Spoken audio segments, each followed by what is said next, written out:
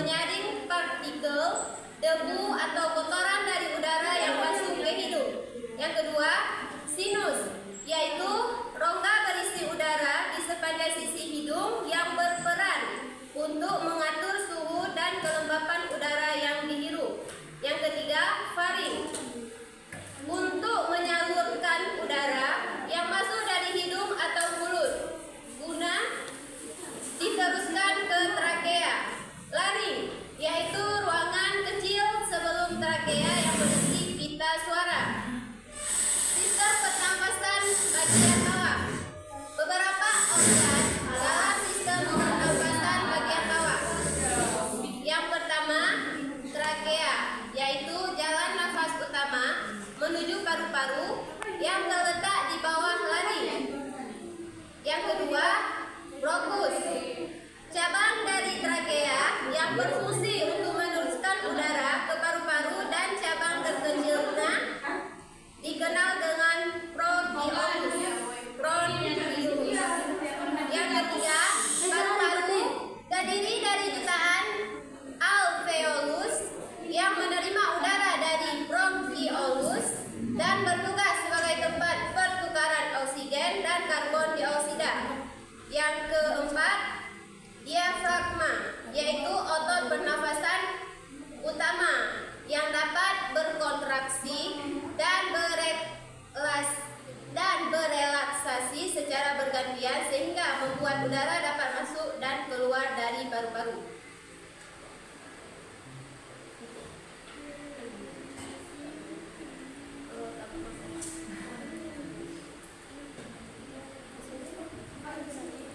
Kesimpulannya, pertama, organ pernafasan pada manusia yaitu hidung, laring, trakea, bronkus, dan paru-paru. Yang kedua, proses pernafasan manusia dibagi menjadi dua, yaitu pernafasan eksternal dan pernafasan internal.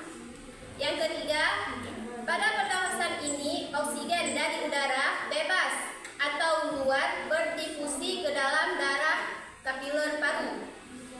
Yang keempat, mekanisme pernafasan pada manusia dibagi menjadi pernafasan dada dan pernafasan perut. Pada mekanisme pernafasan ini terdapat sistem inspirasi dan ekspirasi. Yang kelima, ada beberapa faktor yang mempengaruhi frekuensi pernafasan manusia yaitu timur, jenis kelamin, suhu tubuh, posisi tubuh, dan kegiatan tubuh. Yang keenam, beberapa gangguan pernafasan pada manusia antara lain. Yang pertama, influenza, asma, TBC, bronkitis, penyempitan dan penyimpangan saluran pernafasan, peringitis, asfiksi, difteri, artrakosis, dermatitis, tonsilitis, kanker paru-paru, dan emfisema. Untuk membelajarkan sistem pernafasan manusia pada siswa dan beberapa aktivitas dapat dilakukan di antara proses peragaan pernafasan dada dan peragaan pernafasan diafragma. Assalamualaikum warahmatullahi wabarakatuh. Waalaikumsalam warahmatullahi wabarakatuh. Yes. Ya. Saya ingin mempresentasikan hasil kerja kelompok kami tentang keanekaragaman makhluk hidup. Keanekaragaman makhluk hidup ialah makhluk dari semua sumber, termasuk diantaranya daratan, lautan, dan ekosistem perairan, serta kompleks-kompleks ekologis yang merupakan bagian dari keanekaragaman. Keanekaragaman dibagi menjadi tiga. Satu, keanekaragaman makhluk hidup tingkat gen, yaitu suatu tingkat biodiversitas yang merujuk pada jumlah total variasi genetik dalam keseluruhan spesies yang mendiami atau seluruh permukaan bumi yang dapat didiami. Contohnya bunga mawar yang berwarna merah, putih, dan bunga mawar tersebut berbeda dari segi warnanya. Dua, ekosistem, yaitu keanekaragaman yang diakibatkan interaksi yang kompleks antara komponen biotik dan abiotik yang berada pada sistem komunitas dan habitat alami. Contohnya, keanekaragaman jenis hutan. Ketiga, keanekaragaman makhluk hidup tingkat jenis, yaitu yang menghasilkan beragam spesies makhluk hidup, diantaranya spesies punya sifat dan karakteristik yang berbeda, misalnya keanekaragaman spesies hewan karnivora.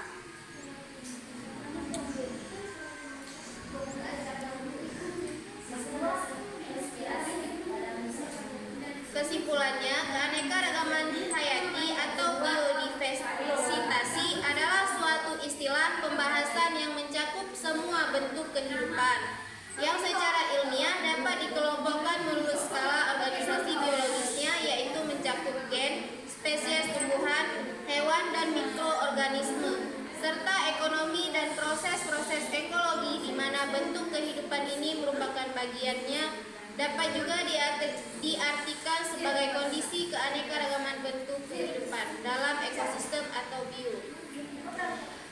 Sekian dari kelompok kami. Assalamualaikum warahmatullahi wabarakatuh. Assalamualaikum warahmatullahi wabarakatuh. Waalaikumsalam warahmatullahi wabarakatuh. Saya dari kelompok 1 akan mempresentasikan hasil kerja kami yang berjudul Tata Surya.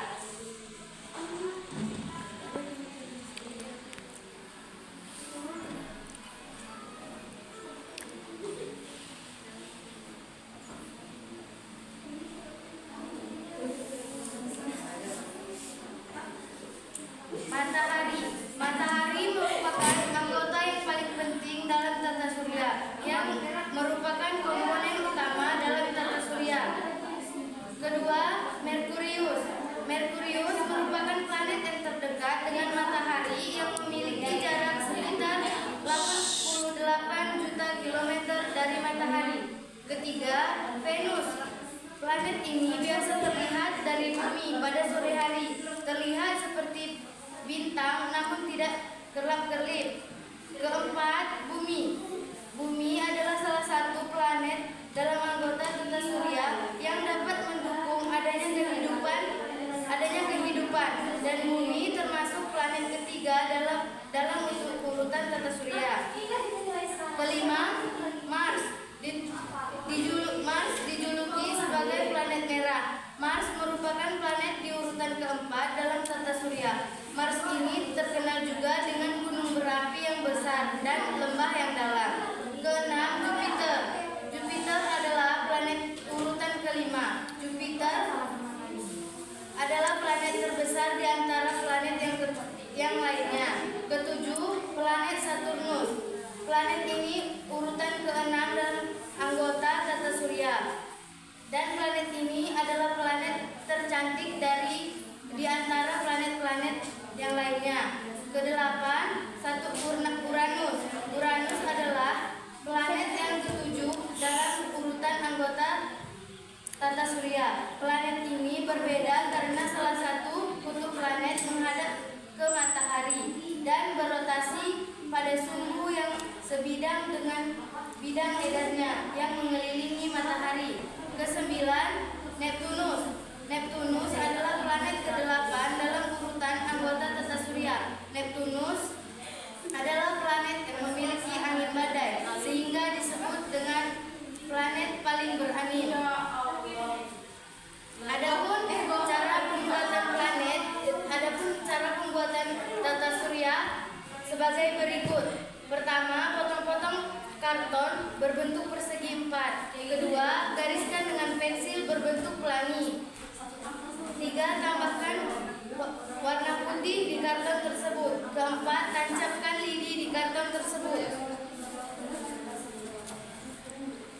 Tata surya adalah sistem benda langit yang terdiri dari matahari dan objek-objek lainnya yang mengorbitnya.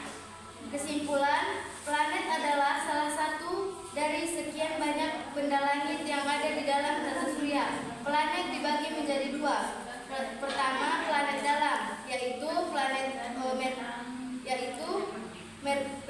Merkurius, Bumi, dan Mars. Dan planet yang kedua planet luar, yaitu Jupiter, Saturnus, Uranus, dan Neptunus.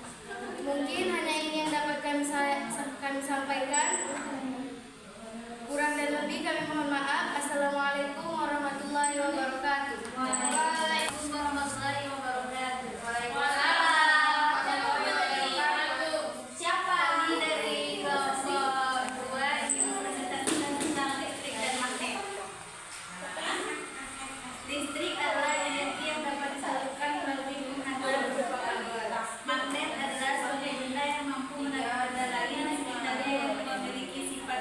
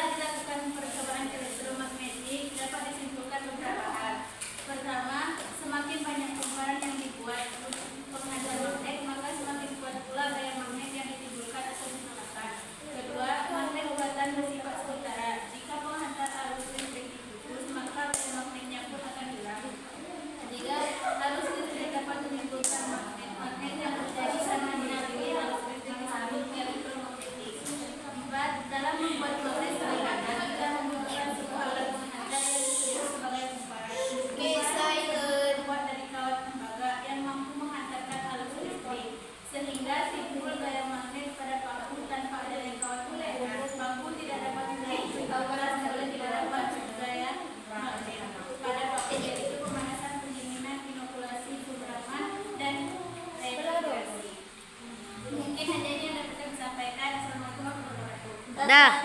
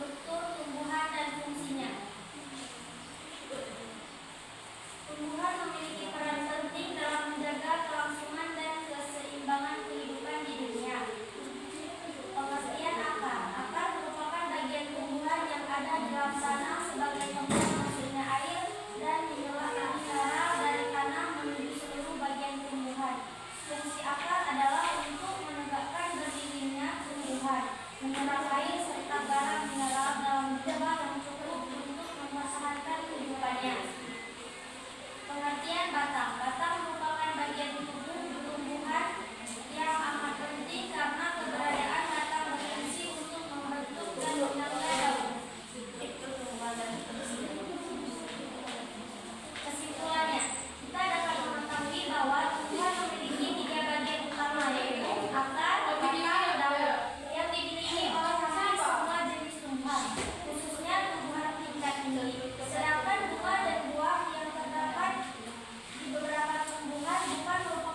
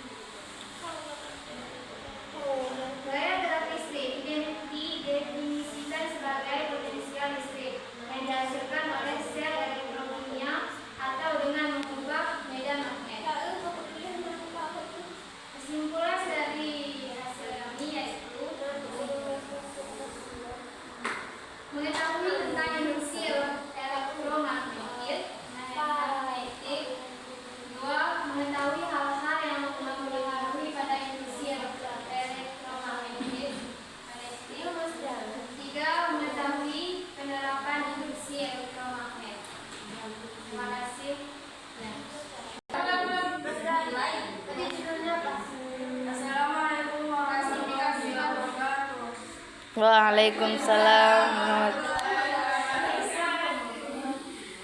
Izinkan saya mempresentasikan hasil kerja kelompok kami yang berjudul Sistem Sirkulasi Darah pada Hewan.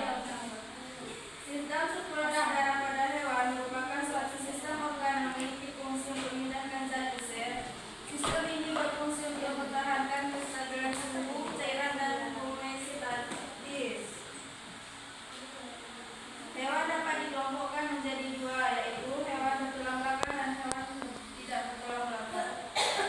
Kesimpulan, hewan vertebrata yaitu hewan yang memiliki tulang belakang dan memiliki struktur tubuh yang lebih bagus daripada hewan invertebrata atau hewan yang tidak memiliki tulang belakang. Sekian, terima kasih. Assalamualaikum warahmatullahi wabarakatuh. Waalaikumsalam warahmatullahi wabarakatuh. Saya akan mempresentasikan hasil diskusi kami yang berjudul Tata Surya. Tata Surya adalah susunan benda-benda langit yang terdiri dari matahari, planet-planet yang berputar mengelilingi matahari, komet, dan asteroid, serta benda-benda langit lainnya. Saat kita mengadakan pandangan kita melihat kedatangan warna biru yang tak jarang dihiasi kumpulan-kumpulan berwarna. Waktu yang bergulir pun menggeser keindahan biru pada tenaganya, membayung di sore hari. Waktu tak berhenti hingga warnanya menjadi menghitam. Namun, keindahan tidak juga pudar. Saat warnanya hitam, muncul kelap-kelip dan bulatan kecil yang seolah menerangi. Yaitulah bentangan langit yang tak akan kita temukan di dunia. Kesimpulan, di alam semesta ini berasal dari suatu ledakan besar yang disusun Big Bang. Tata Surya terdiri atas satu bintang, matahari sebagai pusat yang dikelilingi oleh planet-planet dan benda-benda langit lainnya. Planet-planet beredar mengelilingi matahari dengan garis edar berbentuk elis. Titik pada orbit saat sebuah planet berada paling jauh dari matahari disebut titik perihelion. Titik pada orbit saat sebuah planet berada paling dekat dengan matahari disebut titik aphelion. Planet-planet anggota Tata Surya adalah Mars, Venus, Bumi, Mars, Jupiter, Saturnus, Uranus, dan Saturnus satelit, komet, asteroid, meteoroid, dan meteorion. Cara pemakaian astronomi Tata Surya. Yang pertama, kita memasangkan matahari terlebih dahulu.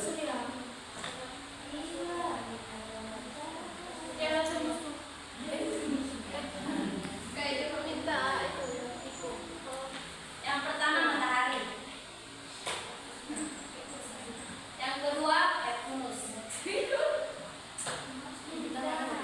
Yang ketiga Saturnus.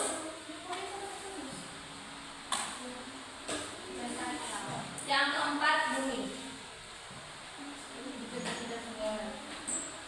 Yang kelima Mars. Mars ini lebih kecil daripada Venus. Hey. Terus yang keenam Jupiter. Yang ada cincinnya yaitu Saturnus.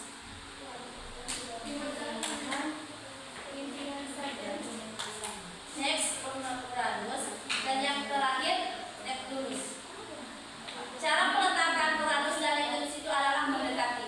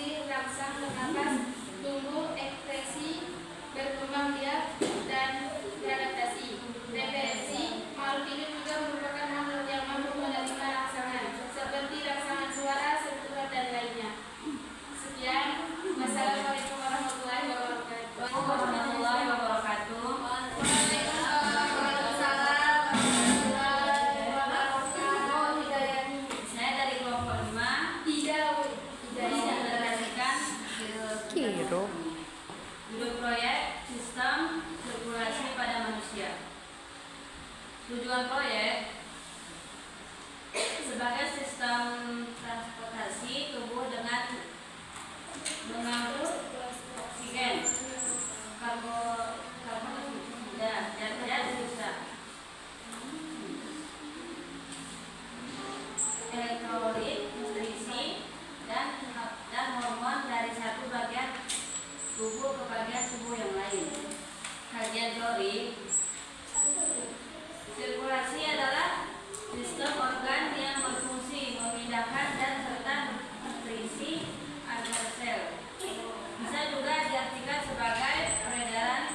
Tubuh manusia memiliki sistem peredaran darah. Adalah sistem organ yang berfungsi memindahkan zat antar sel. Sistem ini menjamin keberlangsungan hidup organisme. Sistem ini juga membantu stabilisasi suhu dan pH tubuh, bagian dari homeostasi. Hasil proyek pembahasan. Disuruh dalam sistem peredaran darah adalah 3 komponen dalam tubuh yang terlibat, yaitu darah, pembuluh darah, dan jantung. Ketiganya saling berkaitan dan bekerja sama untuk mengedarkan darah yang sesel seluruh tubuh. Kesimpulan, sistem sirkulasi adalah peredaran darah yang mengalir dari jantung lalu ke seluruh tubuh dan kembali lagi ke jantung. Peredaran darah bisa berfungsi memompa darah berfungsi yang di dalamnya terdapat kandungan nutrisi dan oksigen ke seluruh tubuh. Sekian.